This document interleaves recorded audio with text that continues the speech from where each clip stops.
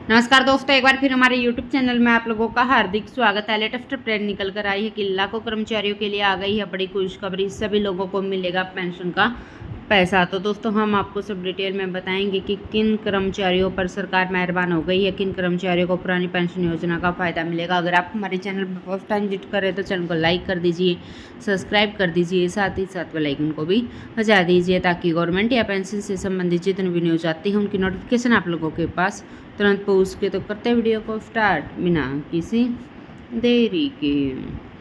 दोस्तों लाखों कर्मचारियों के लिए आ गई है बड़ी खुशखबरी। जो कर्मचारी सरकारी पदों पर कार्यरत हैं वे अपनी पुरानी पेंशन को प्राप्त करना चाहते हैं, उनके लिए कर्मचारियों के द्वारा हड़ताल भी करवाई जा रही है एवं सरकार से बार बार गुहार लगाई जा रही है कि उनके लिए पुरानी पेंशनों को प्रदान कराया जाए। इसके दौरान महाराष्ट्र राज्य के सभी सरकारी पदों के कर्मचारियों को पुरानी पेंशन प्राप्त करने के लिए सरकार से अपील कर रही हैं।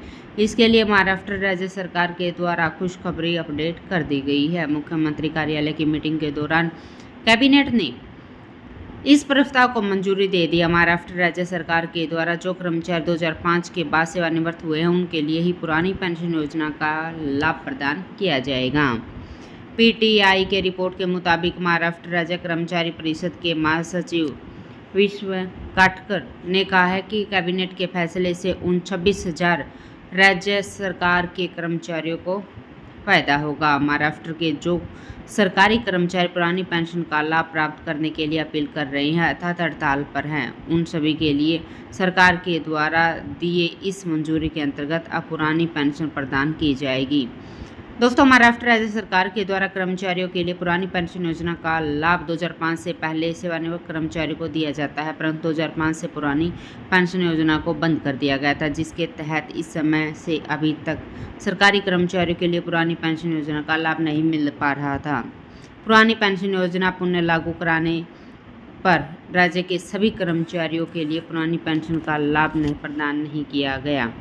दोस्तों अब सरकार ने फैसला कर दिया है कि 26,000 कर्मचारियों को पुरानी पेंशन योजना का लाभ दिया जाएगा। राज्य में लगभग 9.5 लाख राज्य कर्मचारी है जो नवंबर 2005 से ओपीएस का लाभ उठा रहे हैं। इन कर्मचारियों को पुरानी पेंशन योजना के तहत अंतिम वेतन के 50% के बराबर मंथली पेंशन का लाभ मिलता है। पुरानी पेंशन के लिए राज्य के 26,000 कर्मचारी ही चुने जाएंगे।